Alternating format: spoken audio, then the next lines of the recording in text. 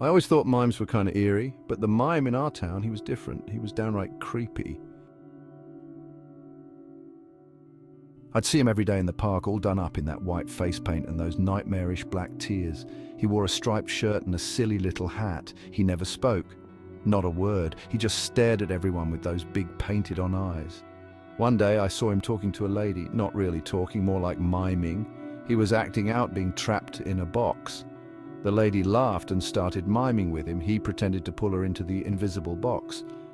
They were both laughing. I thought it was pretty strange. Then, the weirdest thing happened. The mime's box act seemed to become real. The air around them shimmered. For a second, I saw a transparent box appear around them. Then, just as quickly, it vanished. The lady was gone. I blinked, wondering if I'd imagined it. It wasn't just the lady.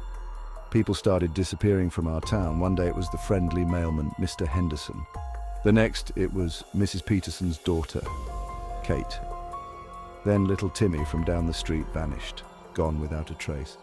People were whispering something strange was happening, but nobody could figure it out. The police were baffled. They searched high and low, but they couldn't find a single clue. One night I couldn't sleep. I snuck out of my window and went down to the beach. It was a full moon and the waves were crashing against the shore. I walked along the water's edge, kicking at the sand, and that's when I saw him, the mime. He was standing at the edge of the pier, a large burlap sack slung over his shoulder. He looked around, then heaved the heavy sack over the railing. It splashed into the ocean, disappearing beneath the waves. I knew deep in my gut that the sack held something awful, something I didn't want to see. The next morning I found a piece of fabric caught on a fishing hook near the pier. It was the same fabric as the mime's silly little hat. Section 4, A Town in Denial. I raced to the police station. Out of breath, I told them everything. About the mime, the disappearing act, the sack, the fabric. The officers just stared at me. They didn't believe a word. Mimes can't be criminals. One of them chuckled, patting me on the head. Go home, son. It's just your imagination. I was furious. They thought I was making it up, but I knew what I saw. I knew the mime was behind the disappearances. I just had to prove it.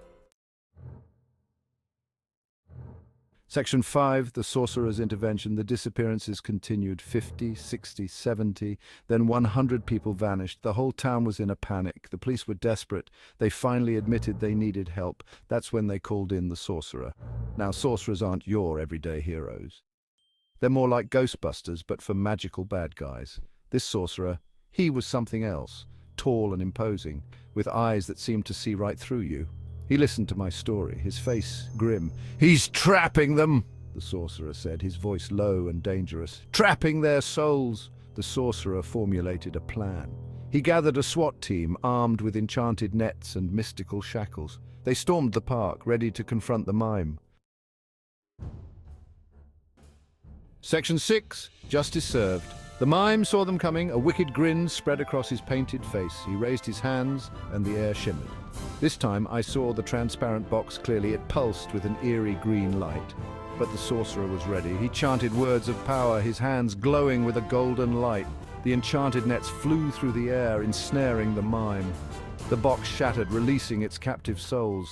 The mime, his power broken, was dragged away. He was taken to a special prison, a place designed to hold magical criminals. They say it's a dimension where mimes can't hurt anyone ever again.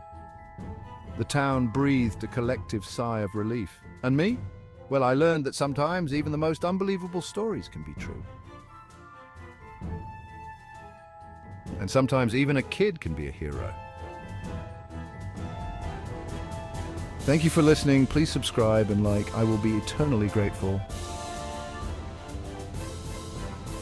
Until next time, maybe stay away from mimes. You never know if you'll be next.